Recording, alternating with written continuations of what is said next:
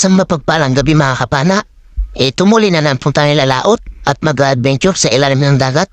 Pasensya na mga kapana, ilang gabi tayo natambay ulit.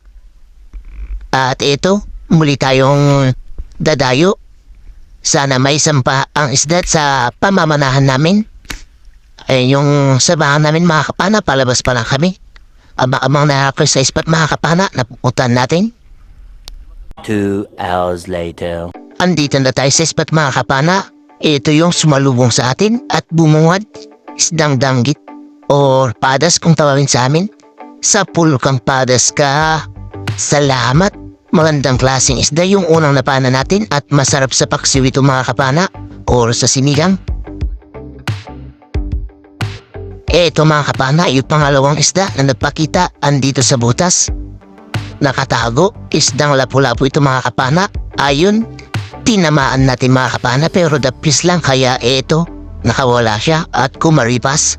Agad tayo nagtasa dito mga kapana para mapana ulit siya at ang nangyari mga kapana, medyo nagpapahabol pa. At nung nakuha natin yung tamang kempo, sa pool ka ngayon. Ayun, nasa pool din mga kapana.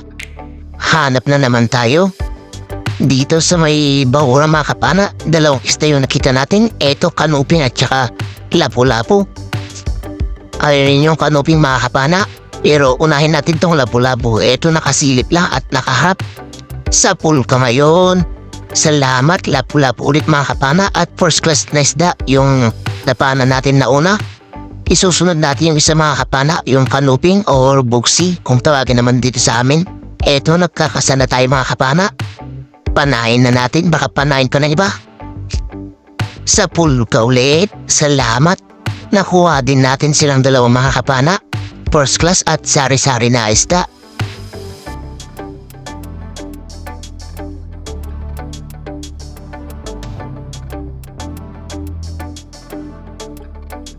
Dito mga kapana, meron ulit tayo nakita, labo-labo. Andito sa buhanginan na may bato-bato. Ayun, sa pool mga kapana. Headshot, hindi na nakapalag pa. Salamat. Pandadagdag na naman natin ito. Hanap na naman tayo ulit mga kapana. Isdang buksi, kung tawagin dito sa amin. Ayun, headshot mga kapana, hindi ulit nakapalag pa.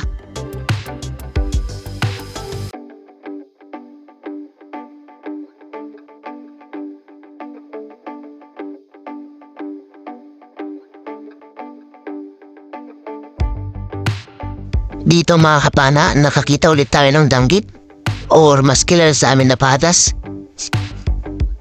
Sa pool ka ngayon. Masarap ito na pangpaksi o sinigang mga kapana. Pero masakit kung makatinik kaya ingat-ingat sa paghawak niyan mga kapana. At dito mga kapana, tatlong isda yung nakita natin. Magkasamang talagbago at danggit. Sana papanayin natin, madudubli sana kaso kumaripas sila mga kapana. At mga kapana, inabol natin itong isa. Kaso kumaripas na talaga.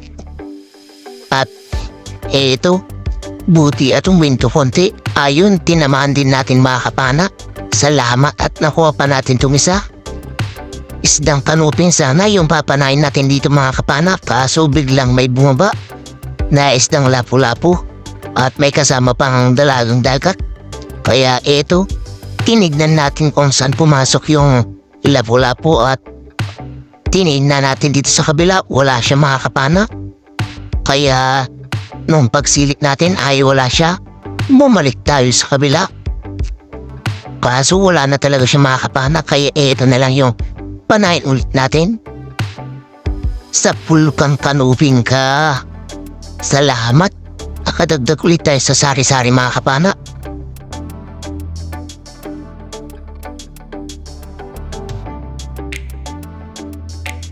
Hanap na naman tayo. Dalagang dagat mga kapana, hindi gumagalaw. Sa pool ka ngayon. Headshot mga kapana, napuruhan na naman. Masarap ito na pangkilaw mga kapana o kaya prito.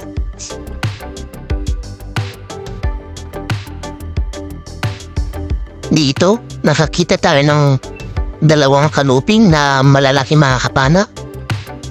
At eto, kumaripas yung isa papasok sa butas. Kaya etong isa na lang natira. Sa pulka ngayon, sayang yung isa mga kapana. Malaki-laki na rin yun, malapad. Hindi na nakuha kasi pumasok na sa mga butas na malalim. Salamat, nakuha pa rin natin tong isa.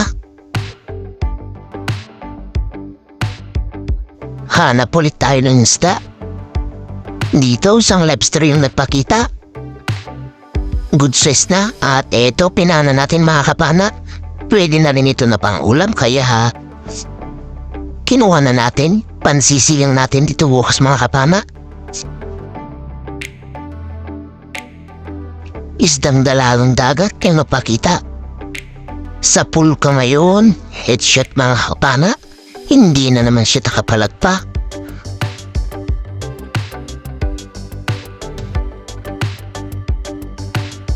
Ito mga kapana, isang timbungan or good fish.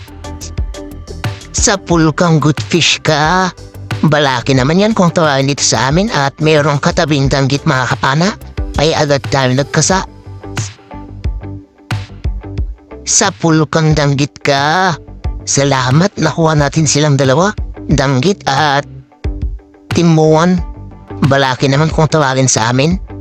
Panibagong paghahanap ng isda. Dito sa buhanginan, eto, isdang samaral mga kapana or malaga kung tawagin dito sa amin. Sa pulkang malaga ka, salamat at nakuha natin mga kapana. At pagtingin natin sa bandang unahan, meron tayong nakita mga kapana. Isdang malaga ulit, mas malaki ito mga kapana. Ayan naman yung tinatawag namin na padas amalaga. Sa pulka ulit, ayan mga kapana, dalawang malaga or samaral yung nakuha natin. First class na pambenta. Salamat Lord.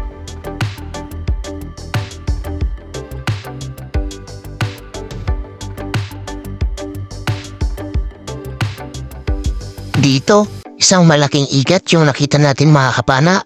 Ito siya nakasilip. Sa pulkang igat ka, ayan, nagitik mga kapana. Napuruhan natin. Ito ay naalalay lang natin sa pagbunot mga kapana kasi hindi tumangos yung ating shop or sima. Kaya ito, tinutusok-tusok natin mga kapana kaso napakatigas kaya hinila na lang natin mga kapana dahan-dahan kasi napuruhan na rin naman. Ito, nailabas din natin mga kapana. Napakalaki nito, mga 5 kiliwin na siguro ito mga kapana. Salamat Lord, nakadagdag tayo ng malaking igat. Malaan akunda na sa laki mga kapana. Thank you Lord.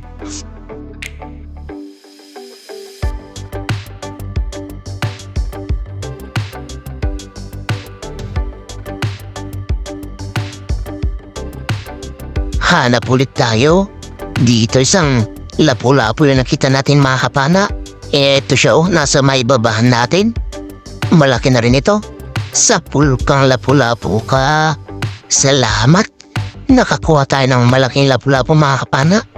Magdadalawang kilo na rin siguro ito or 1.5 kilo. Salamat. Nakadagdag na naman tayo sa first class mga kapana na panbenta natin.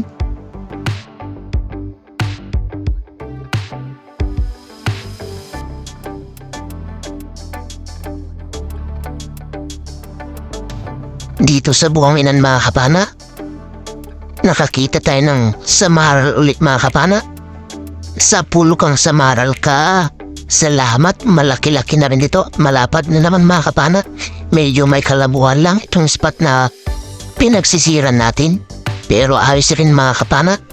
Mga first class at malalaking isda naman yung nakita natin. Dito naman mga kapana, ito sana yung papanayin natin kaso mayroon tayo nakita dito mas malaki. Isdang kanuping.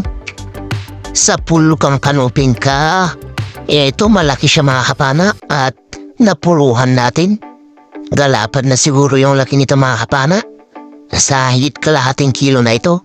Thank you Lord. Hanap na naman tayo mga kapana. Dito isang itim na isda yung nakita natin at huling napana natin ito mga kapana. Ayun, napuruhan ulit natin. Nagitik mga kapana, hindi nakapalag pa. Isdang pugot kung tawagin sa amin at napakasarap sa inihaw o paksiw. Abang-abang sa bahay mga kapana. 2 hours later. Good morning mga kapana. Bali ito na yung mga nakuha natin. Ito kinikilo na yung igat natin na malaki mga kapana. Ayan, ilang kilo kaya yung inabot? Ayan mga kapana. 4.7, salamat. Malaki-laki na yung igat natin. At ito yung mga ibang nakuha natin mga kapana. Ayun yung lapu-lapu natin. At mga samaral. Salamat, medyo marami rin yung nakuha natin mga kapana. Kahit inumagaga na tayo ng uwi. Ayun yung kanupi natin na malaki mga kapana. Ayan, ikikilo na yung mga sari-sari natin.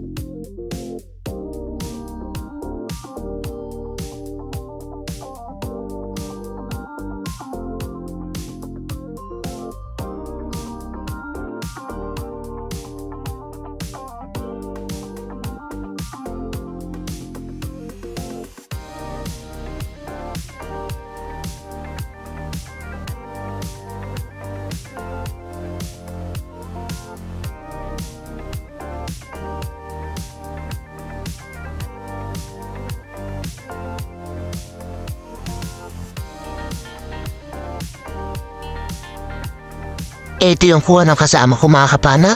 Nakarami siya mga kapana ng samaral at surahan.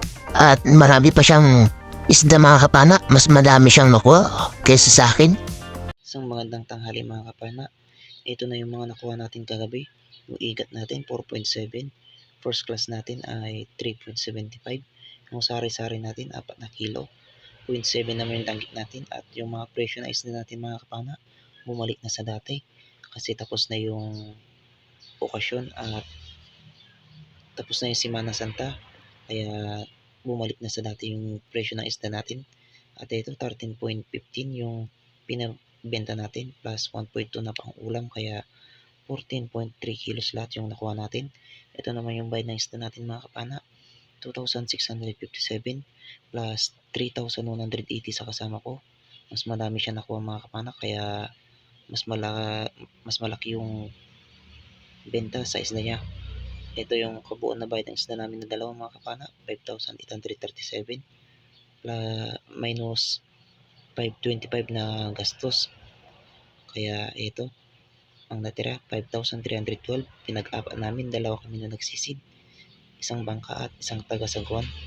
1,328 yung bawat isa. Ayan, malaking tulong na yun mga kapana sa pang-araw-araw na gastusin, lalo na at mayroon pa sakit yung bunso ko, kaya kailangan pambili ng gamot at gatas niya. Ayan, sa susunod na video na lang tayo mag-shoutout mga kapana. Kailangan natin to i-upload mga kapana para may pang-update na naman tayo, kasi ilang araw na wala na naman tayong upload. At sana suportahan nyo pa rin ako mga kapana kahit medyo madala yung upload natin ngayon at hindi makapag-reply sa mga comment nyo. Pasensya na talaga mga kapana, busy lang po talaga ako, kaya pasensya na ulit mga kapana.